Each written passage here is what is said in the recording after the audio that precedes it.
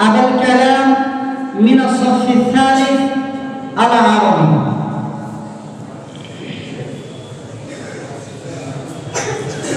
الحمد لله رب العالمين، والصلاة والسلام على سيد الأنبياء والمرسلين وعلى آله وأصحابه أجمعين وعلى من تبعه بإحسان إلى يوم الدين. وبعد، فقد قال الله عز سبحانه: أعوذ بالله من الشيطان الرجيم، بسم الله الرحمن الرحيم، واعتصموا بحبل الله جميعا ولا تفرقوا. وقال النبي صلى الله عليه وسلم: إن الله يرضى لكم ثلاثا ويكره لكم ثلاثا، فيرضى لكم أن تعبدوه ولا تشركوا به شيئا وأن تعتصموا بحبل الله جميعا، ويكره لكم قيل وقال وكثرة السؤال وإضاعة المال. أيها المستمعون الكرام، ما نتحدث عنه في هذه الخطبة الوجيزة الوحدة بين المسلمين. إن أهم خصائص هذه الأمة أنها أمة واحدة. قال الله عز وجل: وإن هذه أمتكم أمة واحدة وأنا ربكم فاتقون.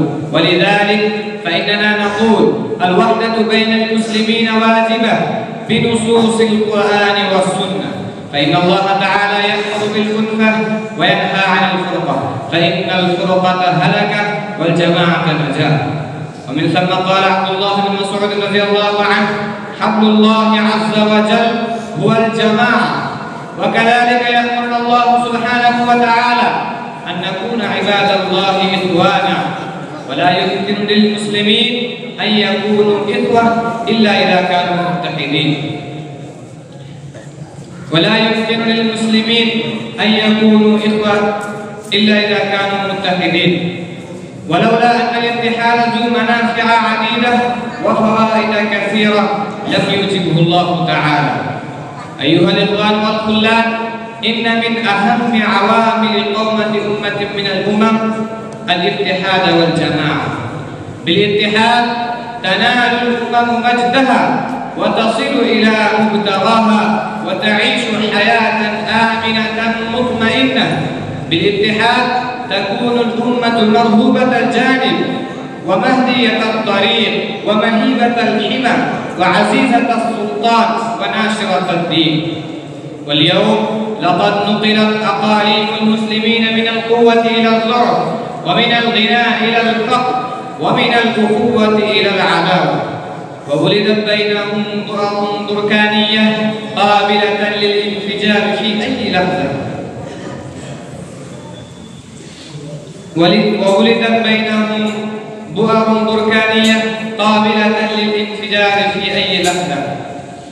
يذكر أن شيخ الهند محمود حسن الديوبندي رحمه الله تعالى عندما قدم إلى الهند بعد إطلاق سراحه من السجن في جزيرة مالطا حيث كانت الإنجليز التقلته، تم عقد حفلة الترحيب به في الديوبند، وقال فيها: لقد تعلمنا درسين في جزيرة مالطا. الأول أن المسلمين تركهم القرآن الكريم وعدم العمل به دفعهم إلى هذه الكارثة من الذل والعار.